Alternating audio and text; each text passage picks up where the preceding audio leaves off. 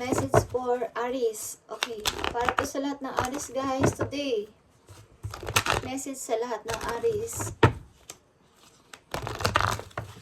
Lalaki man kayo, babae guys. Message ito para sa inyo. Ng inyong situation sa kasalukuyan. Para sa Aries.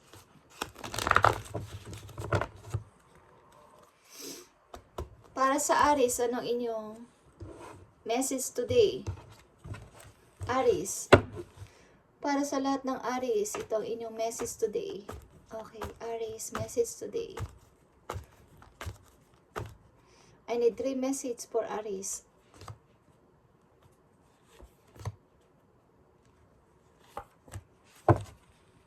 Okay, Aries, you have Page of Sword. Maaring kayo ay may mga inaalam pa sa kasalukuyan guys na gusto ninyong mas umangat sa sarili ninyo, Aries. Okay, Aries, this is your message. You have 10 of Wands. Okay. And you have 6 of Pentacles. Okay, guys. And you have Page of Sword and Reverse. Okay. Ilan sa inyo, Aries, is nagpipilit na tumakas sa isang sitwasyon na napakahirap at gusto nyong malagpasan ito at magkaroon ng maayos na pamumuhay, guys. Okay.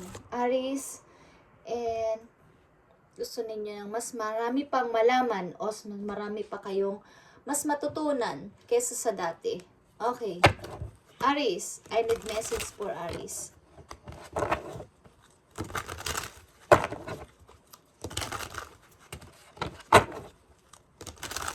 I need message for Aries today.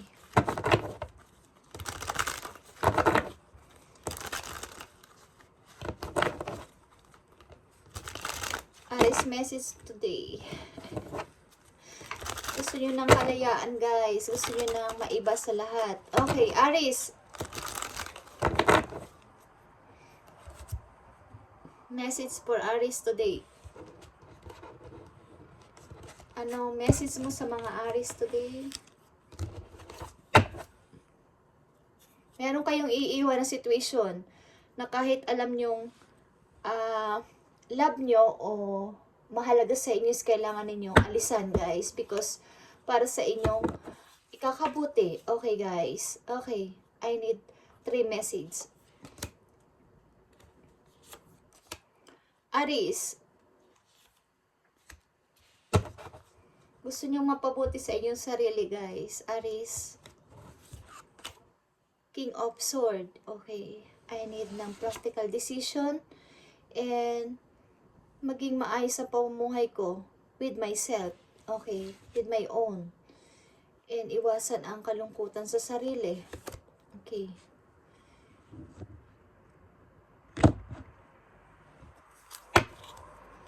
Aries, ilan sa inyo guys is nag-iisip na iwanan ng isang situation na napakahirap at magpakatotoo sa sarili at makapag-isip-isip para sa sarili nyong kaligayahan and sa inyong sariling ikakabuti. Okay, Aries? Tignan natin ang inyong message today. Dito, outcome message for Aries. Kailangan nyo maging practical ngayon, guys. This month or this year. Iwasan nyo maging malungkot sa inyong nararanasan sa ngayon because kailangan nyong maging practical. Okay. And mag-isip-isip ng anumang paraan o anumang idea para sa inyong sarili mismo. Okay. Iwasan nyo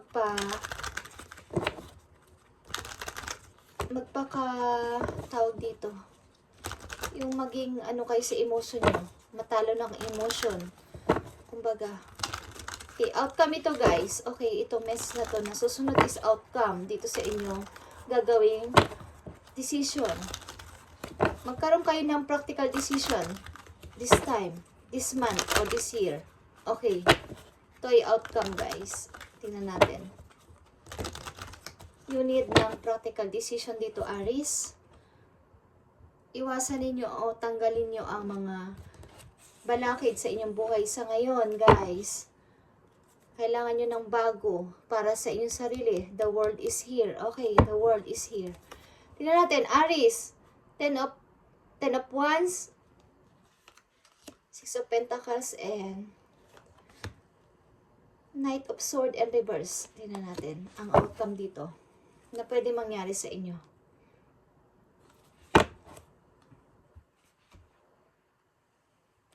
Outcome. Nakita niyo to? Final decision. Ace of Sword. And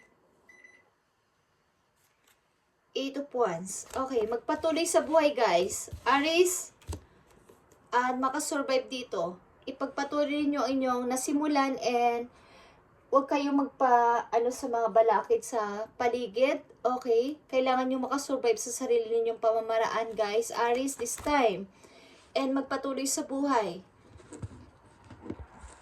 Huwag kayong magpa-disturb sa mga taong yung parang, halimbawa sa pag-ibig, kayo ay dinidisturb or hinahadlangan sa inyong pag-moving o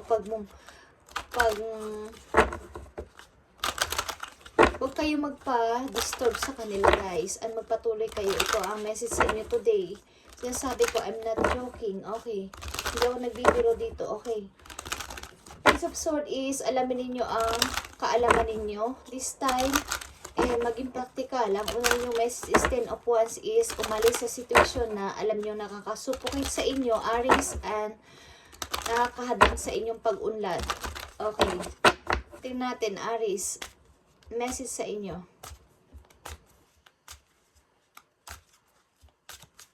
Kung kayo ay nasusuffocate sa love relationship, kayo ay umalis dito and tanggalin ang mga taong bumabalakid sa inyo at nagdi-disturb sa inyo this time, this month o this year, Aries, at magpatuloy sa buhay. Ipagpatuloy ang connection. Your connection is eternally unbreakable. Kung sa inaakala ninyo ang connection nito is unbreakable, guys, at hindi nyo makakalimutan is huwag nyo munang isipin ito at magpatuloy kayo sa buhay this time. Maging practical. King of Swords is here. Huwag kayong magpa-disturb sa mga kumbaga is kung ano yung humahadlang sa inyong pangarap sa ngayon. Kung ang importante sa inyo is inyong pangarap is tanggalin nyo muna ito guys. Release. Release muna yung relationship na nakakasuffocate sa inyo, Aries. Okay. Tingnan natin ang message for you today. One message for you today. One message lang sa Aries. Lalaki man ito, babae guys. This is for you today. Aries. Tingnan natin. Openness. Okay, openness. Be open to accept divine guidance in your relationship. Kung sa inaakala ninyo ang relationship nito is okay, ipagpatuloy ninyo ang relationship nito. Pag hindi okay, is ipagpatuloy nyo ang pagpo-forward and pag-alis sa isang situation na alam niyo nakakasuffocate sa inyo and nakakahadlang sa inyong pangarap, guys. And honor is here. Honor is honor your loved one and you will notice the relationship becoming stronger. Okay. And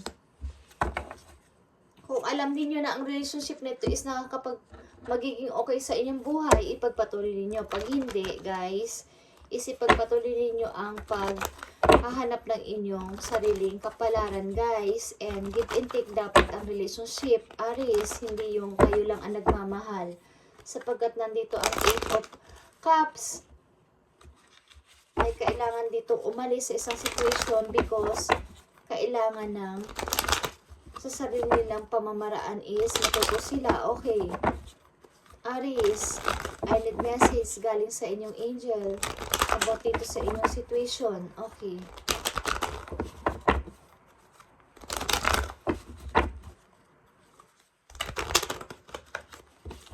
Kinikayat kayo ng inyong guidance dito na umalis sa isang situation na kayo ay nasusuffocate na at magpatuloy sa buhay, guys, sapagkat may maayos na paparting sa inyong sarili. ipagpatuloy ninyo ang pag-research and pag-aaral mula sa inyong kaalaman guys, para kayo ay magkaroon ng sariling confidence and tiwala sa sarili. Maaring kayo ay naninimbang sa nakaraan at sa inyong present. Okay, huwag nyo nang isipin ang nakaraan kung ito ay nakakasupukit sa inyong sarili guys, Aries. Okay, tingnan natin ang napakahalagang message for you today na kailangan sabihin sa inyo ng inyong angel, sapagkat kayo ay nandito sa situation na kailangan nyo maging practical o manatili sa isang situation na alam nyong tapos na o hindi na pwede. Okay, tingnan natin ang message sa inyo ng inyong guidance guys. Aries. Healer of emotion. Okay, about sa inyong feelings ito, sa inyong emotion guys. This is a time to follow your heart and feel the fullness of your emotion.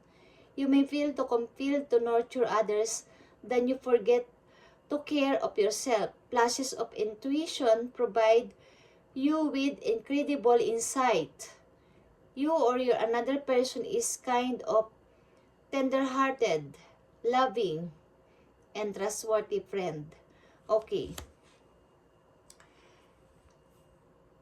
This time, Aries, is alamin ninyo sa inyong sarili kung dapat ko bang mag-stay dito sa relationship na to, o magpatuloy ako sa buhay, or yung mga friend ko na ako ay pinapangaralan at inaadbasan, nagbibigay ng advice sa akin na ako ay magpatuloy or mag-stay dito. Ano ba ang dapat kong gawin? Okay, ito ay nakasalalay sa inyong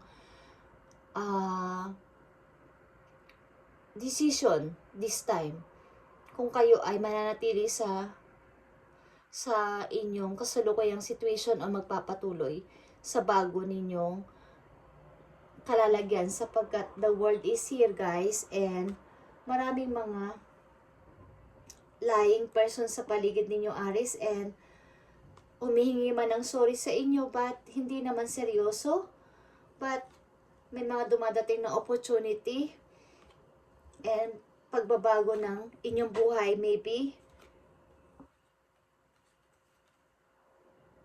and pag-ihil mismo sa inyong sarili, and pagiging isang practical na person para sa inyong sarili, but naninimbang kayo sa gitna guys. Ano ang dapat inyong gawin? Ito ay inyong dapat alamin sa inyong sarili this time, and manifest your dream. Ang nangibabaw dito guys, nakikita ko dito sa inyong reading Aries, is pakinggan ninyo ang inyong sarili this time. Pakinggan ninyo ang inyong dream, kung ano inyong gustong gawin. Ang ilan sa inyo is maaaring nakafocus or hirap na hirap maka-step o mahirap na hirap maka-forward galing sa, kasi ito ay ang inyong relation is parang ang dami-daming napakagandang moment, napakagandang memories. So, ang hirap i-move on, ang hirap i-release, okay? But this time, ang inyong guidance is nagpapayo sa inyo na pakinggan ninyo ang inyong sarili this time, sapagkat nandito ang 10 of Wands. Kailangan ninyong i-release o kailangan nyo mag-move on para sa inyong sarili mismo and makabangon. Okay, Aries? Ito ang inyong message today, and pakinggan ninyo ang inyong totoong feelings today. Okay, ito lang ang message nyo today guys, and i-update natin yan bukas and sa susunod na mga araw kung anong dapat ninyong gawin guys. Okay, thank you and God bless.